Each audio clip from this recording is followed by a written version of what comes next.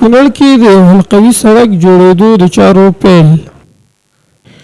د اسداباد ښار د کیرالي په سیمه کې د نږدې 10 میلیون افغانیو په مالي لګښت د هغه حلقوي سړک د جوړېدو پرانیسته وشوه چې د کونړ نورستان ترمنځ غځېدلی سړک سره به وصل شي. مسؤلین وایي د دې سړک له جوړېدو سره به د ښاریانو ګڼې ستونزې راکمې شي. نو اوس د کونړ ولایت په حواله باندې د کونړ والي صاحب محترم، ښاروال صاحب محترم د دغه ښاري څومره مشکلات چې دي، که پیاده روونه دي، که سړکونه دي، څومره ستونزې چې دي، انشاءالله هغې ته موږ ژمن یو، وعدې ورکوو ولس ته چې په نږدې وخت کې به دغه ټولې ستونزې انشاءالله په تدریج سره هغه حل و فصل شي. چې اوس موږ او تاسو شاهد حال یو، دغه د کیرالې خلک د ډېرو ستونزو او مشکلاتو سره تر اوسه مخ وو. لله الحمد اوس دې ته موږ راورسېدلو چې د هغوی دغه ستونزه حل شي د ښاروالۍ د خوا نه، او دغه مشکل د دوی په مخ باندې هغه لري شي. د ساختماني شرکت مسؤل په وینا یاد سړک 1115 متره طول، 2 متره عرض او 4 پلچکونه لري او د 15 سانتي کانکریټ په ضخامت به په 3 میاشتو کې جوړ او ګټې اخیستنې ته وسپارل شي.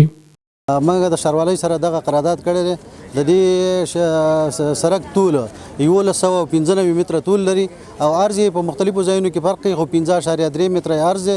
ځینې ځایونو کې یو طرفه ډرینیج لري او ځینې ځایونو کې دوه طرفه ډرینیج لري او 15 سانتي ټیکټس باندې ضخامت باندې د دې دا کانکریټ اچول کېږي او په دې کې د دې ټول مسیر کې تقریبا 4 دانې پلچکونه دي.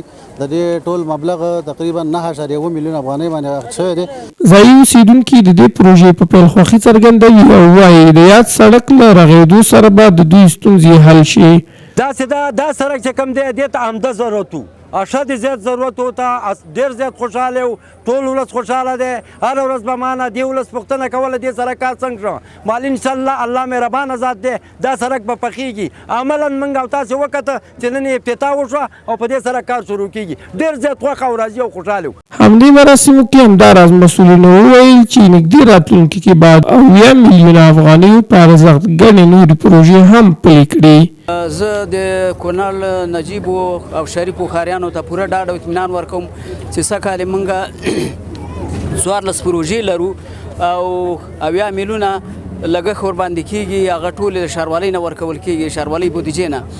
دغه سړک فی الحال چې نن افتتاح سو د 1115.3 متره سړک په طول باندې او عرض 2 متره چې ورسره څنګه ویالیم دي. نو ان شاء الله چې دا 3 میاشتې وخت لري، په طول د 3 میاشتو کې به دا جوړوي. برکت الله سامین، زلا راډیو تلویزیون، کونړ.